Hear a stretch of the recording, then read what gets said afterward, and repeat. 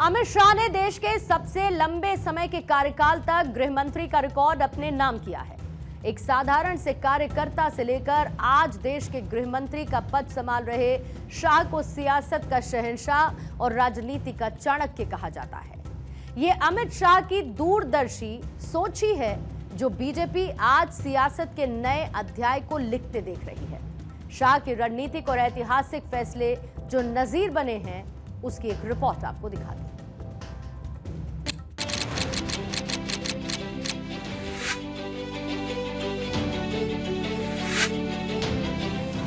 मैं अमित अनिल चंद्र शाह ईश्वर की शपथ लेता हूं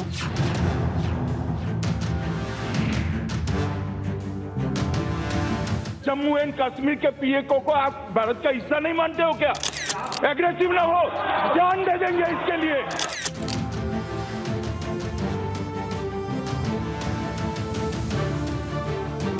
एक ऐसा नेता जिसकी रणनीति ने राजनीति की दिशा बदल दी। एक ऐसा रणनीतिकार जिसकी योजना ने चुनावी नक्शे बदल दिए। एक ऐसा मंत्री जिसकी नीतियों ने देश की सुरक्षा और अखंडता को नई परिभाषा दी। एक ऐसा नाम जो आज राष्ट्र की सुरक्षा और सत्ता की रणनीति दोनों का पर्याय बन चुका है। एक ऐसा ओजस्वी चेहरा जिसने भारत के इतिहास में सबसे लंबे समय तक गृह मंत्री बनने का गौरव हासिल किया है। और वो नाम है देश के गृह मंत्री अमित शाह का। राजनीति का शहंशाह, बीजेपी के चाणक्य। ये तस्वीरें साल 2019 की हैं, जब नरेंद्र मोदी दोबारा सत्ता में लौटे और देश के प्रधान सेवक की कमान संभाली तो अमित शाह को देश का गृह मंत्री नियुक्त किया गया और यहीं से शुरू हुआ एक ऐतिहासिक अध्याय। आज जब शाह देश के सबसे लंबे समय तक रहने वाले गृह मंत्री बन चुके हैं तो यह सिर्फ एक रिकॉर्ड नहीं बल्कि उनके मजबूत नेतृत्व का प्रमाण है। अमित शाह ने देश के सबसे लंबे समय के कार्यकाल तक गृह मंत्री का रिकॉर्ड अपने नाम किया है। अमित शाह ने 6 साल और 65 दिनों का कार्यकाल पूरा कर लिया है। इसके साथ ही अमित शाह ने एक नया कीर्तिमान भी रचा है।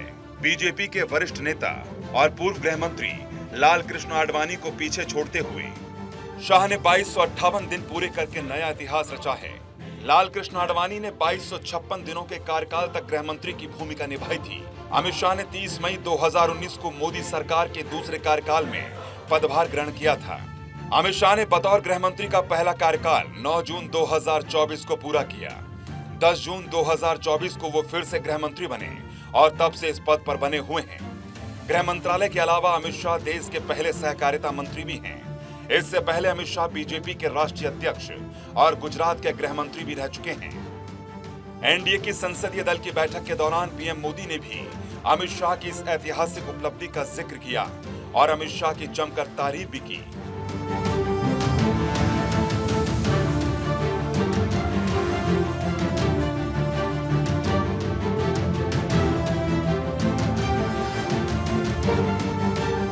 देश की राजनीति में अमित शाह का नाम किसी पहचान का मोहताज नहीं है।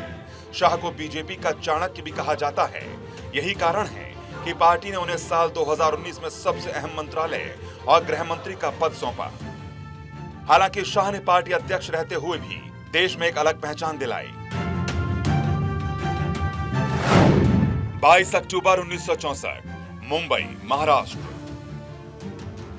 एक गुजराती परिवार में जन्मे अमित शाह के दादा गायकवाड़ के बड़ौदा स्टेट की एक छोटी सी रियासत मानसा के नगर सेठ थे। 16 साल की आयु तक शाह अपने पैतृक गांव मानसा गुजरात में ही रहे। प्रारंभिक शिक्षा ग्रहण करने के दौरान राष्ट्र प्रेमियों की जीवनी पढ़ने के बाद शाह के मन में राष्ट्र प्रेम और राष्ट्रभक्ति की भावना पैदा हुई। इमरजेंसी के दौर में जब 1977 के आम चुनाव हो रहे थे तब अमित शाह महज 13 साल के थे। अमित शाह का दिल हमेशा से राष्ट्र सेवा के लिए धड़कता रहा। आरएसएस से जुड़ाव और फिर एबीवीपी के जरिए राजनीति की शुरुआत हुई और आज अमित शाह देश की सियासत में उस शिखर पर हैं जहां पहुंचना आसान नहीं। देश की सुरक्षा का जिम्मा जिसने अपना धर्म बना लिया और इसी धर्म पथ पर अमित शाह आगे बढ़ते गए। 1980 का दशक, जब नरेंद्र मोदी से अमित शाह की पहली बार मुलाकात हुई और उसके बाद शाह और मोदी ने कभी पीछे मुड़कर नहीं देखा। फिर चाहे वो गुजरात हो या फिर दिल्ली। मार्च 2014 लोकसभा चुनाव से ठीक पहले दिल्ली में बीजेपी कोर कमेटी की बैठक चल रही थी। इस बैठक में कई मुद्दों में से एक मुद्दा यह भी था कि बीजेपी के पीएम उम्मीदवार नरेंद्र मोदी को किस जगह से चुनाव लड़वाया जाए। इस पर बीजेपी के तत्कालीन अध्यक्ष राजनाथ सिंह ने जोर देकर कहा था कि नरेंद्र मोदी को बिहार के पटना से चुनाव लड़ाना चाहिए। तब इस बैठक में एक सधी हुई आवाज ने इस सुझाव पर असहमति जताई और वो नाम था अमित शाह का, जिन्होंने मोदी को यूपी से चुनाव लड़वाने का सुझाव दिया, क्योंकि अमित शाह मोदी को लेकर किसी भी तरह के समझौता करने के मूड में नहीं थे।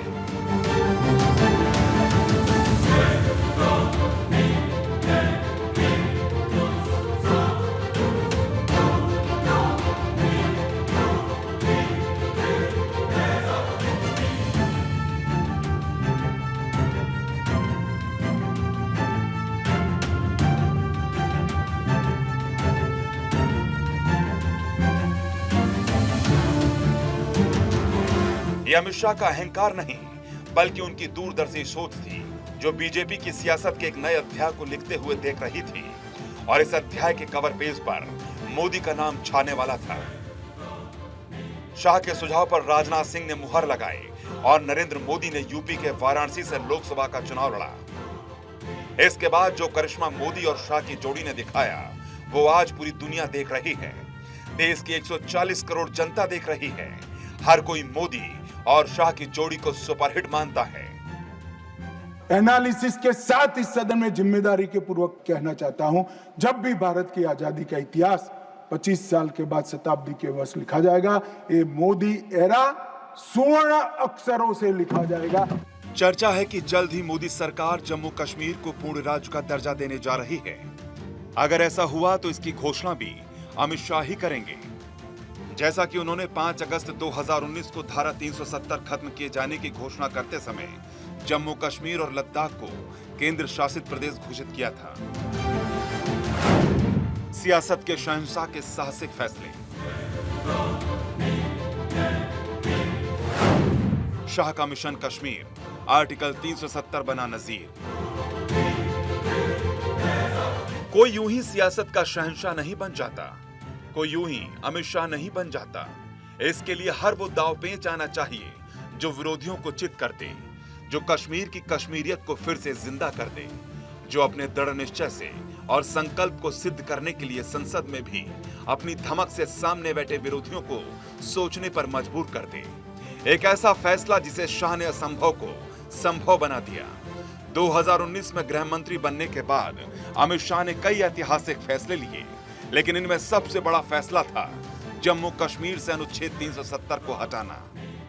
मैं स्पष्ट करता हूं, माननीय मंत्री जी प्लीज, मैं जब जम्मू एंड कश्मीर बोलता हूं, माननीय सदस्य, इसलिए एग्रेसिव हूं कि जम्मू एंड कश्मीर के पीएको को आप भारत का हिस्सा नहीं मानते हो क्या? एग्रेसिव ना हो, जान दे देंगे इसके लिए। क्या बात कर रहे हो आप? एग्रेसिव होने की क्या बात कर रहे हो? जान दे देंगे इसके लिए। 5 अगस्त 2019 को अमित शाह ने संसद में अनुच्छेद 370 को हटाने की घोषणा की, जिसने जम्मू कश्मीर का विशेष दर्जा खत्म किया और 2 केंद्र शासित प्रदेशों में बांटा गया। जम्मू कश्मीर को अनुच्छेद 370 और 35A द्वारा दिए गए विशेष दर्जे को हटाने के लिए संसद ने मंजूरी दी। तब केंद्रीय गृह मंत्री अमित शाह ने इसे ऐतिहासिक भूल को ठीक करने वाला ऐतिहासिक कदम बताया था। यह सिर्फ एक कानूनी बदलाव नहीं था, बल्कि ये था भारत के संविधान की आत्मा को फिर से जीवित करने का संकल्प। एक भारत, एक संविधान और एक झंडा। 5 अगस्त 2019 सिर्फ एक तारीख नहीं, बल्कि भारत की एक नई सुबह थी। आज जम्मू कश्मीर के फिजा में अमन और शांति की खुशबू खुली है, तो इसके पीछे प्रधानमंत्री मोदी के साथ साथ अमित शाह की रणनीति है। गृह मंत्री अमित शाह के नाम कई ऐतिहासिक फैसलों से जुड़ी कामयाबी है। नागरिकता संशोधन अधिनियम यानी CAA। इसके अलावा अमित शाह ने यूनिफॉर्म सिविल कोड को लागू करने की पहल में भी अहम भूमिका निभाई। आपराधिक न्याय प्रणाली में सुधार के तहत शाह ने औपनिवेशिक काल के कानूनों को बदलकर 3 नए कानून पेश किए। जिसमें भारतीय न्याय संहिता, भारतीय नागरिक सुरक्षा संहिता और भारतीय साक्ष्य अधिनियम यानी बीएसए है।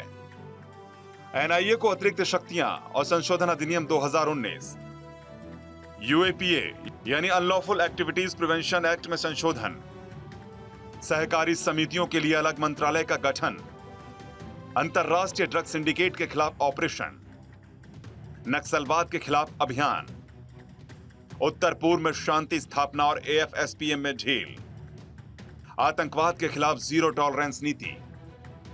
नरेंद्र मोदी जी के नेतृत्व में चाहे उत्तर पूर्व हो, चाहे वामपंथी उग्रवाद का क्षेत्र हो, चाहे कश्मीर पर पड़ी आतंकवाद की छाया हो, हर चीज का मजबूती के साथ हमने जवाब दिया है। इस देश की इंच इंच भूमि पर से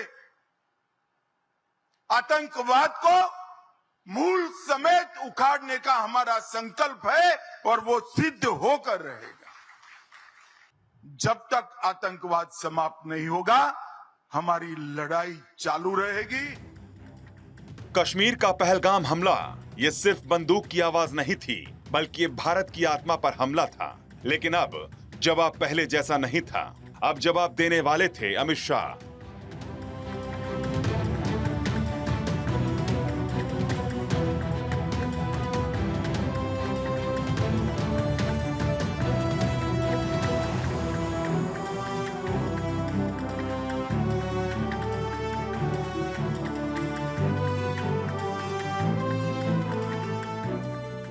जिन्होंने सख्त लहजे में यह बता दिया कि आतंकवाद के खिलाफ जीरो टॉलरेंस सिर्फ नारा नहीं बल्कि संकल्प है। 2019 में गृह मंत्री बनने के बाद अमित शाह ने सबसे पहले जो नीति अपनाई वो थी जीरो टॉलरेंस अगेंस्ट टेररिज्म। यह सिर्फ आतंकियों के खिलाफ नहीं बल्कि उनके सपोर्ट सिस्टम, नेटवर्क, फंडिंग और प्रोपेगेंडा मशीनरी के खिलाफ भी थी। आज मैं सदन को बताते हुए बहुत खुश हूं। मोदी जी ने ऑपरेशन सिंदूर कर आतंकवादियों को जिन्होंने आतंकवादियों को भेजा था उनके आकाओं को जमीन में मिलाने का काम किया था। सेना और सीआरपीएफ ने वो आतंकवादियों को भी समाप्त कर दिया। आतंकवाद, फंडिंग और टेरर मॉड्यूल पर तेज और सटीक कार्रवाई ही नहीं बल्कि भगोड़ों को कॉलर पकड़कर घसीटते हुए हमारी सुरक्षा एजेंसियां अगर ला रही हैं तो उसके पीछे भी अमित शाह का दिमाग है। कई भगोड़ों को विदेशों से प्रत्यर्पण कर भारत लाया जा चुका है और जो बचे हैं वो अपने दिन गिन रहे हैं। अमित शाह की रणनीति सिर्फ फोर्स नहीं बल्कि इंटेलिजेंस और टेक्नोलॉजी का भी मेल है। गृह मंत्री और भारतीय राजनीति के चाणक्य अमित शाह सिर्फ एक कुशल प्रशासक नहीं बल्कि 21वीं सदी के भारत की संरचना के शिल्पकार के रूप में भी उभरे हैं। अमित शाह का नेतृत्व शोर में नहीं बल्कि शक्ति में विश्वास रखता है।